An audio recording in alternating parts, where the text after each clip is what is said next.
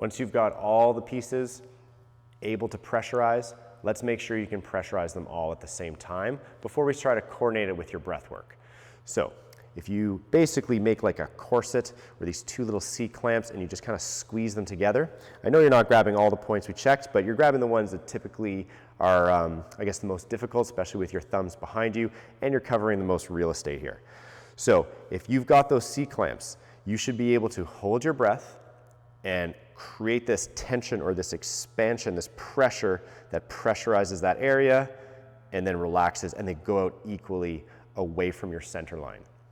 So again, the thumbs will usually be harder. Make sure that you're getting both of those expanding. You're not just pressing and pooching that belly forward or forcing that belly forward.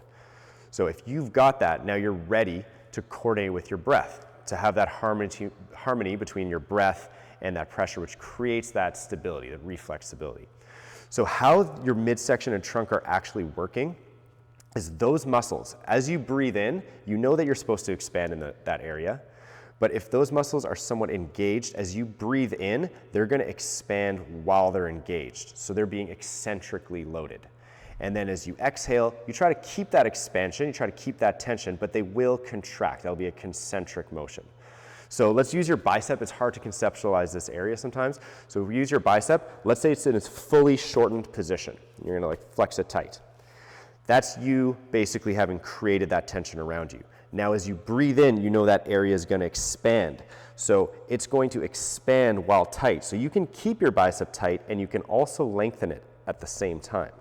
So that's what I want to happen on the inhale.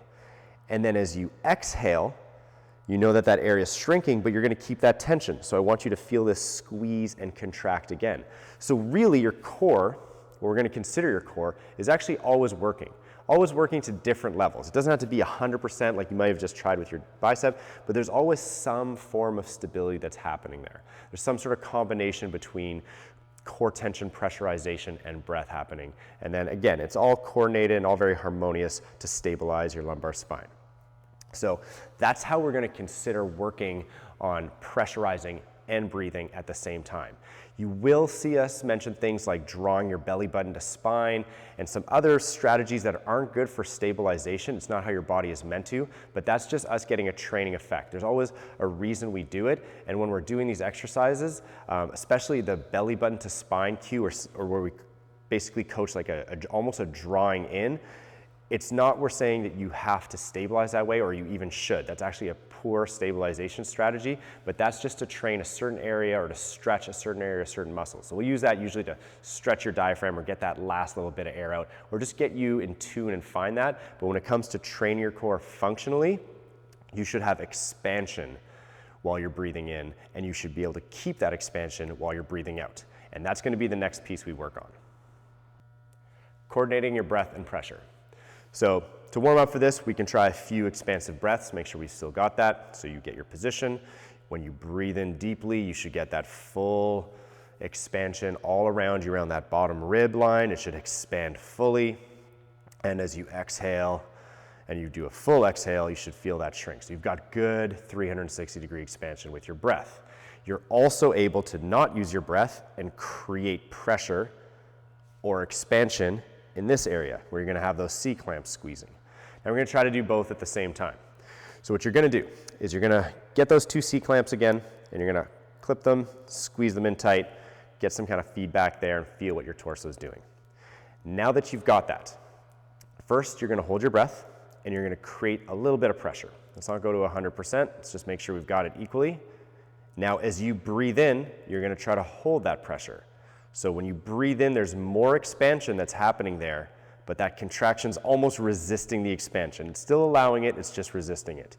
Now as you exhale, imagine you're packing that air back down into your abs so that you can keep some of the expansion. It will come together a bit, but you don't want it to relax and sink in.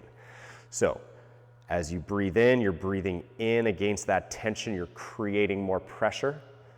As you breathe out, you think of packing air down into your abs to maintain that pressure and some of your expansion.